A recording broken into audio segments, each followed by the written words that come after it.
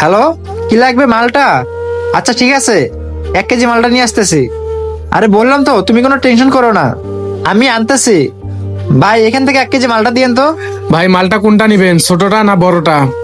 ভাই মালটা তো এটা দেখতে ভালো লাগতেছে। আচ্ছা যেটা ভালো হবে আপনি সেখান থেকে আমাকে 1 কেজি দিয়ে দেন। আচ্ছা ভাই দিচ্ছি। আরে এই সময় আবার কে কল দিল? মা? হ্যাঁ মা বলো। বাবা জীবন, শুনলাম তুই নাকি ফলের দোকানে গেছস। পারলে আমার জন্য কিছু ফল আনিস, আমি খুব অসুস্থ।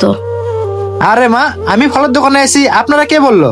আর আপনি 2 দিন পর পর অসুস্থ হয়ে যান নাকি এই ফল টল খাওয়ার জন্য? তুই কেন রাগ করস? বিয়ের পরে তো তুই আমাদের বাসায় আসিস না, বউ পাইয়া তো মাকে ভুলে গেলি। দেখো মা, কাজে ব্যস্ত থাকি তার জন্য আসতে পারি না। আর একটা কথা শোনো মা, আমার তো সংসার আছে, আমার তো ডিউটি করতে হয়, আমার তো সবকিছু ম্যানেজ করে চলতে হয়। বললে কি আপনাদের বাসায় আমি যেতে পারি নাকি? কি হয়েছে ভাই, কোনো সমস্যা নাকি? আরে ফোনটা রাখো তো। আরে ভাই আর বইলো না। আরে বাসার থেকে মায়ে ফোন দিব 2 দিন পর পর অসুস্থ হবো, এটা নিয়ে আসো ওটা নিয়ে আসো। আমি কি টাকার গাছ লাগাচ্ছি নাকি? ঝোঁক দিলাম আর টাকা পড়লো, সেই টাকা দিয়ে এটা সেটা কিনে নিয়ে গেলাম। কি বলেন ভাই, আপনার মা ফোন দিয়ে সবসময় আপনাকে বিরক্ত করে? আচ্ছা ভাই, আপনি ফলগুলো কার জন্য নিয়ে যাইতেছেন, বউয়ের জন্য নাকি মায়ের জন্য? আরে ভাই আমি আমার মায়ের জন্য ফল নেবো কেন? আমি আমার বউয়ের জন্য ফল নিতেছি, আমার বউটা দেখতে